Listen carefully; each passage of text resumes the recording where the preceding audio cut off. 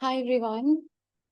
So in here we are given a question which says that we have a game in which Alice and Bob are two players. We have a pile of stones and Alice goes first, obviously. Like at every turn, a player can take either one or two or three stones from the first remaining stones, and the opponent is left with the remaining stones. Initially, the score of each player is zero, and we have to assume that both of the players play optimally and see if Alice or Bob will win or if there will be a tie. So here, instead of tracking two different scores for Alice and Bob, we are going to calculate the net difference. Now, this is a game theory problem. In game theory problem, it states that like my net score would be whatever I pick is my uh, you know numbers I pick or stones I pick plus minus opponent whatever opponents pick opponent score from what's remaining. So this is the logic. So we are going to keep track of net score.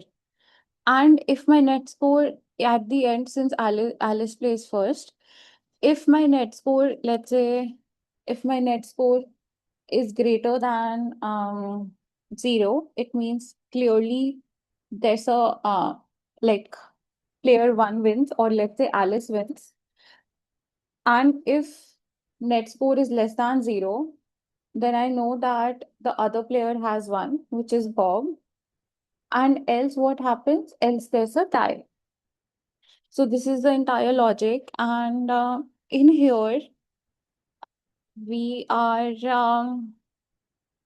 yeah. So let's go and see how do we code. So let's first create a variable called int n, which will store stone value length, array length. So now what we do, we have we initialize, a DP with n plus one numbers. Why n plus one here? The reason is that, when I have my last element here, if what's the remaining number of elements that I can pick? I can't. N plus 1 basically denotes a case, or let's say n basically denotes a case if we start with 0 index, that there are no stones left. So if we have n plus 1, we don't need to write a special if else check. So that's why.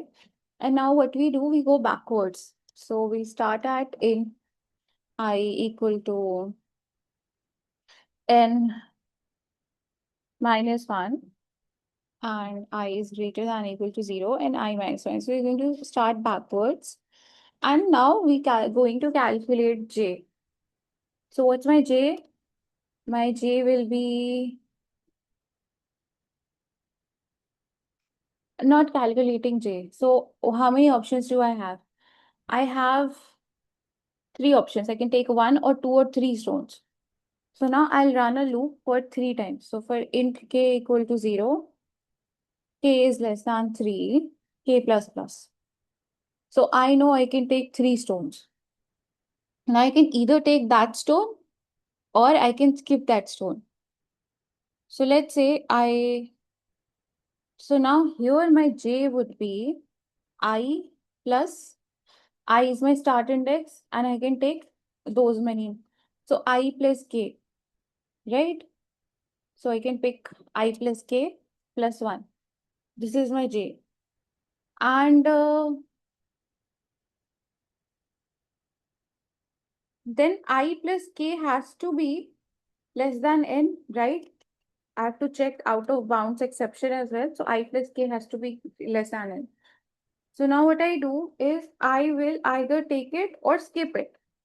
So now my dp of I will be math.max of dp of I, comma something, which I'll write. But before that, I need to initialize dp of I to what? It is 0. But they can be negative numbers as well. So I'll initialize it to integer dot minimum value. So that in max, the maximum value is taken. So yeah. So now what do? I'll either say dp of I plus, sorry, dp of I plus k plus 1, which is j, and plus I can take this stone. So I'll have nums of, sorry, I can pick nums of I. No, wait. So this is my j, which is I can pick this stone, right?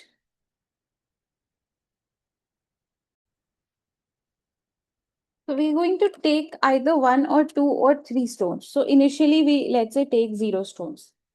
Now what am I going to do is I'm going to take which stone? So I'll take the I plus k stone. So let's take that. So stone value of now my take would be take plus equal to my current, which is stone value. Let's say I take this stone at element k. So take stores the running sum of the elements taken so far. So stone value of I plus k, correct? Now I take this stone. So this is my current advantage. And what is my opponent's advantage? My opponent advantage will be dp of I plus k plus 1, correct? Because my opponent would be left with this. And I take the maximum of these two values. So because the players play optimally, right? You remember this? So this is the stones I have picked, and this is the relative advantage of the opponent.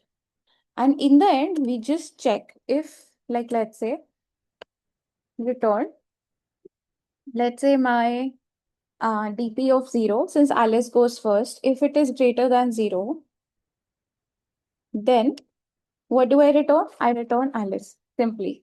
Else we check if dp of 0 is equal to 0, or let's say less than 0, then what happens? I'll say Bob wins. Or else I'll say there's a tie. So this is the format. And yeah, so this is it. So let's run the code.